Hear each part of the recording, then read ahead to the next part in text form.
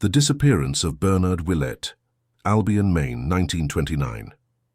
On the evening of Friday, April 5, 1929, 14-year-old Bernard Willette left his home in Albion around 5 o'clock. His purpose was simple and ordinary. He was going into Fowler Bog to tend to his muskrat traps. He never returned. When Bernard did not come home that night, his father and neighbors quickly organized a search.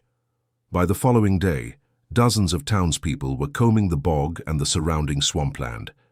Their efforts uncovered footprints that seemed to belong to the boy, ending abruptly near an old stump as if someone had fallen. They also found a burlap bag Bernard had been carrying, recognized by his father, because the boy always cut his bags in half to make them lighter. By April 9th, state police and deputy sheriffs had joined the search. Bloodhounds were brought from Randolph, and despite days of rain, they managed to pick up Bernard's scent. The dogs traced it through the bog, into higher wooded ground, and eventually toward the main highway between Albion and Unity before the trail was lost. The following week, hundreds of volunteers scoured the bog and surrounding woods. Deputy Sheriff Franklin D. Gaskell coordinated the effort, calling for more men each day.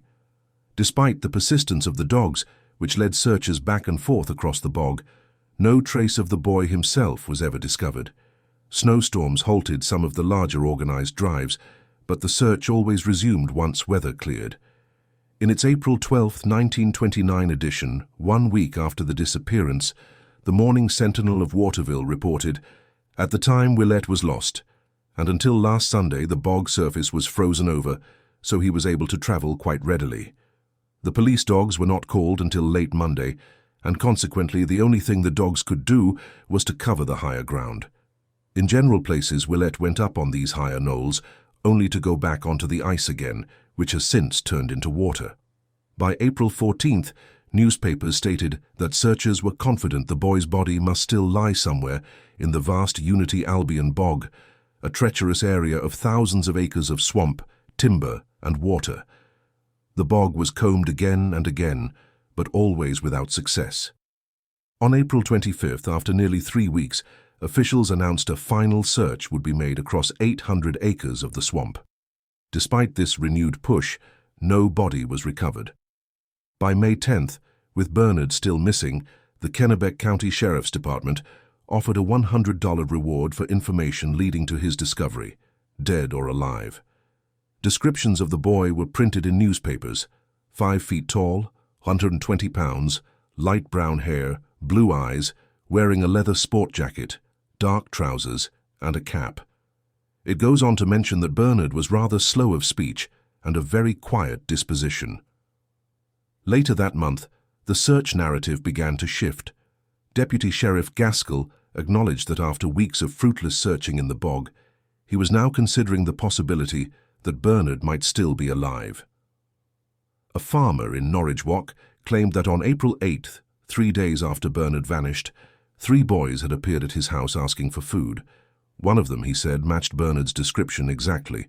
This boy refused to come inside, declaring, "I'll starve before I'll beg," while his 2 companions ate. They were reportedly traveling from Presque Isle to Bingham to find work. At the same time, it was revealed that Bernard had been reading Western tales and had disliked school, leading Gaskell to suggest that the boy might have taken the opportunity to run away, inspired by the stories he loved. His family found this theory to be highly unlikely. Despite these reports, no definitive evidence ever surfaced. The newspaper trail itself goes silent after May 21, 1929. Echoes in local memory. From early April through late May of 1929, the disappearance of 14-year-old Bernard Willette gripped the town of Albion. State police, deputy sheriffs, bloodhounds, and hundreds of volunteers joined in the search. Footprints on the frozen bog, a burlap bag left behind, and conflicting reports suggested either that the boy had perished in the swamp or had wandered off into the countryside.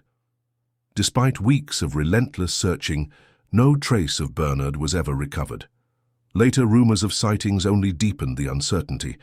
The historical record falls silent after that spring. Yet the story has lived on in local memory. One resident recalls family accounts that Bernard and his family had been staying on her uncle's farm along Bog Road, and that the boy was never heard from again. Some remember older relatives saying Bernard may have fled to escape abuse at home.